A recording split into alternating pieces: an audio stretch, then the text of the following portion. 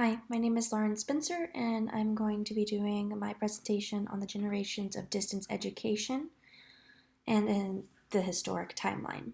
So, starting off with the first generation, which is correspondence. So, it started with single mediums, which is print, mass production of technology, and of course, correspondence. So, in 1862, correspondence instruction mail was put into the use at land-grant institutions through the Morrill Act. And in 1873, one of the first home study schools was established. Going on to 1880, course instruction was delivered by mail so that people can study at home for the very first time.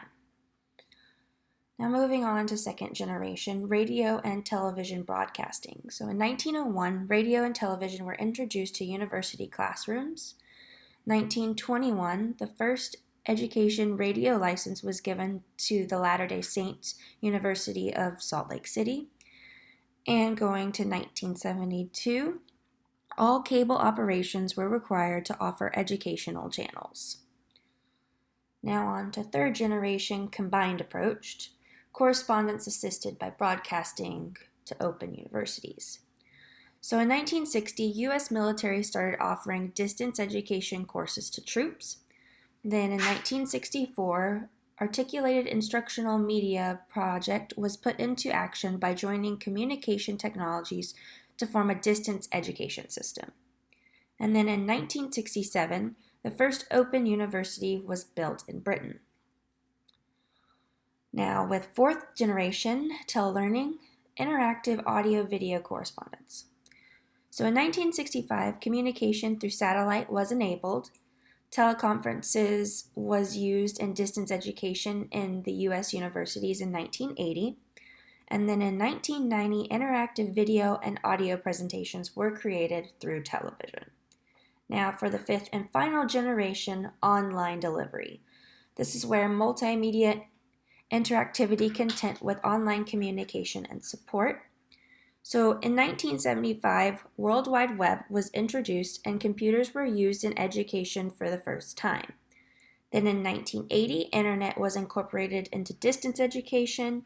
And then in 1990, universities started to incorporate web-based distance education programs. And then here are some of my resources. And then going to the scope of distance education. So 1, K through 12 and higher education. Distance education is being employed in K-12 as well as higher education to assist with various challenges of traditional learning environments.